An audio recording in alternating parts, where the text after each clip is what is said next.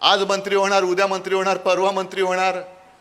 स्वप्नातले पालकमंत्री, नवीन नवीन जॅकेट शिवली ती जुनी झाली, नवीन नवीन नॅपकिन घेतले ते घामाने भिजले, पण मंत्रीपद काय मिळतच नाही. गद्दारांचं करायचं काय, खाली डायरेक्ट डोकं कुठे त्याला, म्हणून तर गद्दारी केली. कोरोनाच्या काळामध्ये सुद्धा माझे कुटुंब माझी जबाबदारी ही आपली मोहीम मी या सगळ्या माझ्या कुटुंबियांसाठी केली होती. आता काही जणांना त्याबद्दल सुद्धा पोटदुखी आहे, कारण तुम्ही सगळेजण म्हणजे अख्खा महाराष्ट्र मला कुटुंबातला एक आपला सदस्य मानता, हे केवढं मोठं माझं भाग्य आहे, केवढं मोठं भाग्य आहे. आणि काही जणांना दारोदारी जाऊन सुद्धा सगळे म्हणतात हड सरकार आपल्या दारी, हा सरकार आपल्या दारी म्हटल्यानंतर आता कोण बोललं ते लोक सांगतात जा तुझ्या घरी. पण रायगड, आता मी आज वृत्तपत्रांमध्ये सुद्धा काही बातम्या वाचल्या की रायगडाचं वारं फिरलं. रायगडाचं वारं असं फिरणार नाही. रायगडाच्या वाऱ्याने मोठमोठी सरकार फिरवून टाकलेत, उलथा पालट करून टाकलेले. दिल्लीला आग्र्याला झुकवणारा हा रायगड आहे. आणि जसा आता तुम्ही उल्लेख केला की ही नरवीर तानाजी मालुसरेंची भूमी आहे, संतांची वीरांची, संतांची आणि वीरांची अशी भूमी आहे.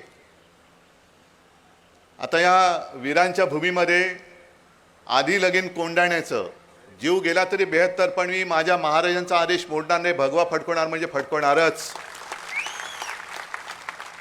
त्या तानाजी मालुसरेंची भूमी आणि त्याच भूमीमध्ये झेंडा बाजूला नॅपकिन फडकवणारे खूप झाले. बरं, दुर्दैव असं आज मंत्री होणार, उद्या मंत्री होणार, परवा मंत्री होणार.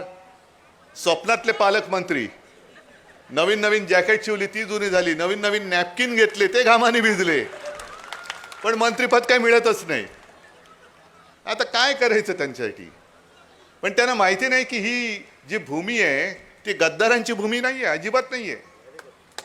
म्हणजे या रायगडचं वैशिष्ट्य असं की जिथे शूरवीर जन्माला आले, निष्ठावंत जन्माला आले, त्याच रायगड जिल्ह्यामध्ये रायगड जो किल्ला आहे त्याच्यावरती गद्दारांना टकमक टोक दाखवणारा सुद्धा रायगड याच जिल्ह्यात आहे, म्हणून या जिल्ह्याचं नाव रायगड.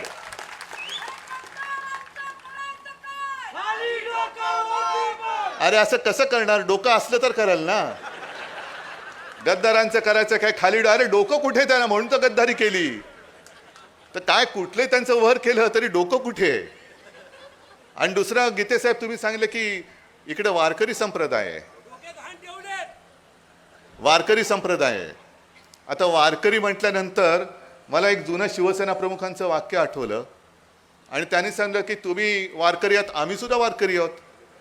आम्ही कसे वारकरी, आम्ही अन्यायावरती वार करणारे वारकरी आहोत.